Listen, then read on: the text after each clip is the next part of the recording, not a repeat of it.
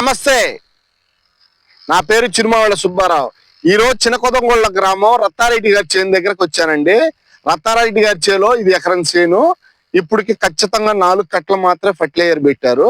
ఇప్పుడు ఒకసారి ఈ తోట ఎంత హైట్ ఉంది, ఎంత కలర్ ఉంది, ఈ చేను ఎంత ఫ్లవరింగ్ ఉంది, ఎంత పూతమేనుంది, ఈ చేలో నల్లి కానీ తామర పురుగు కానీ తెల్లదం కానీ ఏమైనా ఉన్నాయా ప్రజెంట్ ఒకసారి చూడండి. చేను రంగు చూడండి ఒకసారి.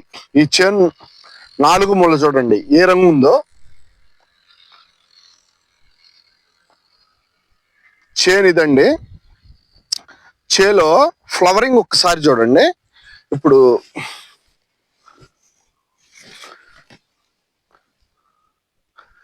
పూత, పిందె, ఫ్లవరింగ్, చెట్టు స్టేజ్ కరెక్ట్ గా 3.5-4 అడుగులు హైట్ ఉంది.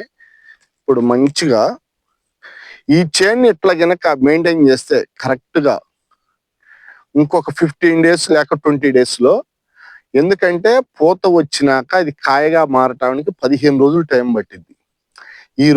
ఈ లోపు డ్రాప్ కాకుండా అది కాయగా మారి అది కాయ సైజ్ వచ్చే లోపల కరెక్ట్ 25 డేస్ పట్టింది. ఈ లోపు ఇది మొత్తం పిన్ అయింది చూడండి. ప్రజెంట్ ఇవి మొత్తం పిందెలు అన్నమాట.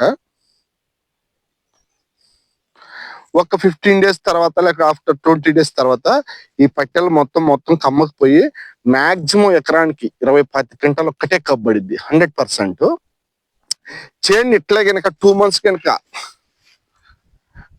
కనుక మెయింటైన్ చేయగలిగితే ప్రతి ఒక్క రైతు ఎకరం 50 క్వింటాలు ఎట్లా అవుతాయంటే, ఇట్లాంటి చేను ఉంటే ఇట్లా గనక మెయింటైన్ చేయగలిగితే, ఇట్లా టైం టు టైం మెడిసిన్ కనుక వాడగలిగినట్టే, ఇప్పుడు మనం ఈ చేలో హ్యూమిక్ పొటాష్ పెట్టి కరెక్ట్ గా 50 రోజులు అవుతుంది.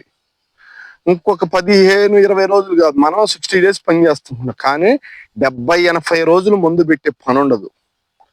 దానికి నిదర్శనం ఈ చేను.